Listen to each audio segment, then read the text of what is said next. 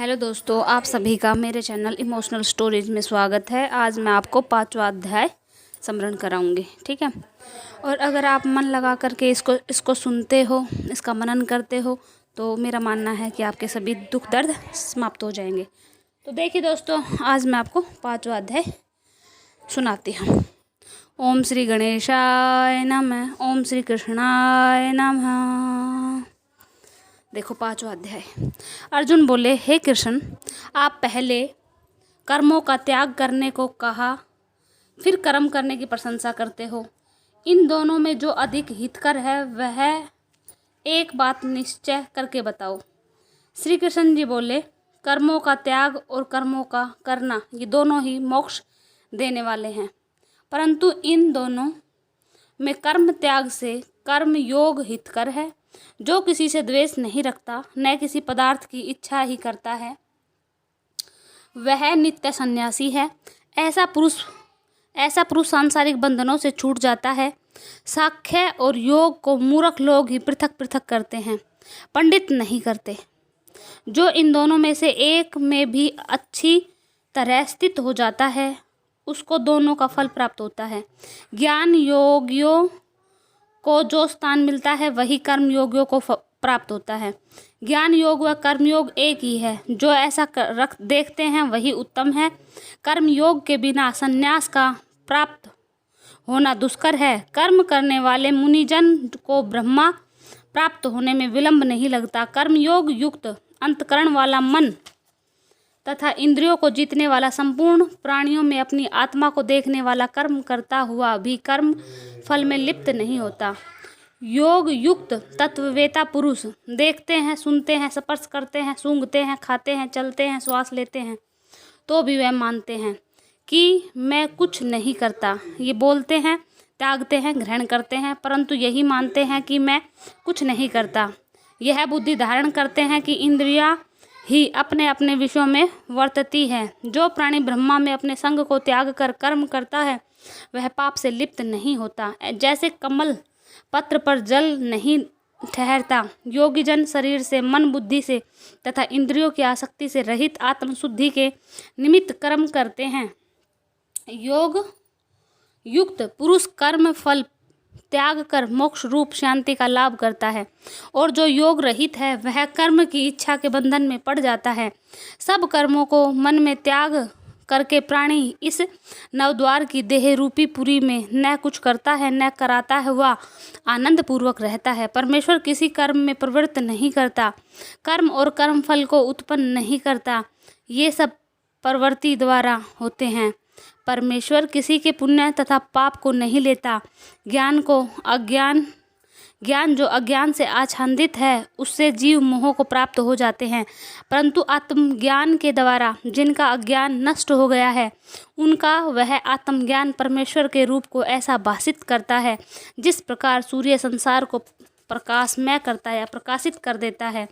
उसी प्रकार परमात्मा में जिसकी बुद्धि स्थिर है उसी में मन लगाते हैं, उसी में निष्ठा रखते हैं, और जो सदा उसी के ध्यान में लगे रहते हैं उनको भगवान अवश्य मिलता है। जो दान द्वारा जिसके सब पाप नष्ट हो गए हैं वे इस संसार में जन्मते नहीं। विद्या और विनय से संपन्न ब्राह्मण में, गाय में कुत्ता और चांडाल में पंडित जन की दृष्टि समान रहती है। जिसके मन में इस तरह की समानता उत्पन्न हो गई है उन्होंने इस लोक में जन्म मरण रूप संसार को जीत लिया है। क्योंकि ब्रह्मा निर्दोष और सर्वत्र समान है, इसलिए वे ब्रह्मा को प्राप्त हो जाते हैं। जो प्रिय पदार्थ को न पाकर खिन्न नहीं होते, ऐसे स्थिर बुद्धि वाले मोह रहित ब्रह्मावेता को ब्रह्मा स्थित जानो।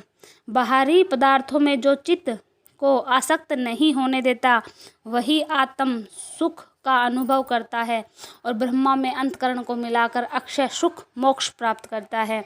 इंद्रियों के स्पर्श से जो भोग देते हैं वे वस्तुतः दुखदायी होते हैं, उनका आदि भी है और अंत भी है। हे कौन्तेय, ज्ञानी लोग ऐसे भोगों से रत नहीं होते। शरीर छूटने के पहले जो मनुष्य काम और क्रोध के वेग को सहन करने में समर्थ होता है वही योगी और सच्चा सुखी है। जो योगी आत्म सुख से सुखी, अंतरात्मा के आनंद से आनंदित और अंतर ज्योति से ही प्रकाशित है, वह ब्रह्मारूप होकर ब्रह्मा निर्वाण मतलब मोक्ष, ब्रह्मा निर्वाण किसको कहते हैं, मोक्ष को प्राप्त करते हैं। ठीक है। पाप जिनके नष्ट हो गए हैं, कुबुद्धि दूर हो गई है, मन को जिसने स्थिर कर लिया है, मन को जिन्होंने वश में कर लिया है, जिसका मन वश में हो जाता है, ये समझो परमपिता परमात्मा उसको मिल ही जाता है। इस संसार में सबसे बड़ा कार्य जो होता है वो मन को वश में करना होता है। और मन एक ऐसा होता है जो पांचों इंद्रियों, हमारा लोभ मोह अहंकार, सबको वो बिगाड़ देता है। मन क्या करता है, जो अपनी मनमानी करता है। हम कहते हैं हम भजन कर लें, है ना, हम सत्संग में चले जाएं, हम अच्छे अच्छे कर्म करें, हम किसी की बुराई ना करें, लेकिन हमारा मन क्या करता है, वो बुराई की तरफ हमें खींच ले जाता है। वो कहता है कि हाँ, मन बोलता है शरीर से कि तू किसी की बुराई कर, किसी की चुगली कर, है ना। तो क्या होता है कि हम मन के वश में आ जाते हैं और मन हमारा क्या हो जाता है, बिगड़ जाता है। और मन के बिगड़ने से क्या होता है, हमारे विचार बिगड़ जाते हैं। और विचार के बिगड़ने से क्या होता है, हमारी जो जीवन की जो क्रिया हम करते रहते हैं, है ना, जीवन यापन में, वो बिगड़ जाती है। और उसके द्वारा हमें नित्य नियम जो हम कर्म करते हैं उसके द्वारा हमें दुख प्राप्त होता चला जाता है।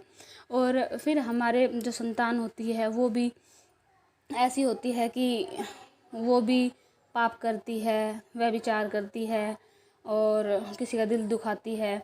तो फिर हम क्या करते हैं, हम बोलते हैं कि हमारे पता नहीं कौन से कर्म के पाप आगे आगे जो भाई ऐसा पुत्र मिला या ऐसी पुत्री मिली। क्योंकि पहले हमने अच्छा कर्म किया नहीं, फिर वो हमारे सामने आना ही था, चाहे हमारे संतान के रूप में आना था। तो देखिए दोस्तों, जिसने मन को वश में कर लिया है उसने इस संसार को जीत लिया है, मेरा कहना ये है। तो देखिए, थोड़ा सा रह रहा है। जीव मात्र का जो हित चाहते हैं, ऐसे योगी को ब्रह्मा निर्वाण प्राप्त होता है। काम तथा क्रोध जिनमें नहीं है, मन के वेग को जिसने रोक लिया है, ऐसे आत्मज्ञानी योगियों को ब्रह्मा निर्वाण सहज ही प्राप्त होता है। बाहरी पदार्थों के संयोग से अलग रहकर दोनों बोहों के बीच में दृष्टि लगाकर नासिका के भीतर चलने वाले प्राण और अपान वायु को सम करके इंद्रियों, मन और बुद्धि को वश में करके इच्छा में क्रोध को त्याग कर मोक्ष की इच्छा करने वाले योगी जीवन मुक्त हैं। जो मुझको सब यज्ञों और तपों का भोक्ता, संपूर्ण लोकों का स्वामी और सब प्राणियों का मित्र मानते हैं, उन्हीं को शांति प्राप्त होती है।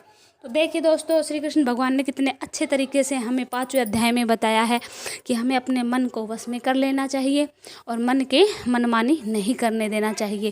क्योंकि अगर मन मनमानी करता है और मन हमसे जो भी काम करवाता है वो हमारी भलाई में नहीं होते हैं। इसलिए मन के साथ आत्मा का होना बहुत ही ज़रूरी है। और आत्मा के साथ अगर मन लग गया तो ये समझो हमारा जीवन ही उद्धार हो जाएगा। तो ठीक है दोस्तों, थैंक यू।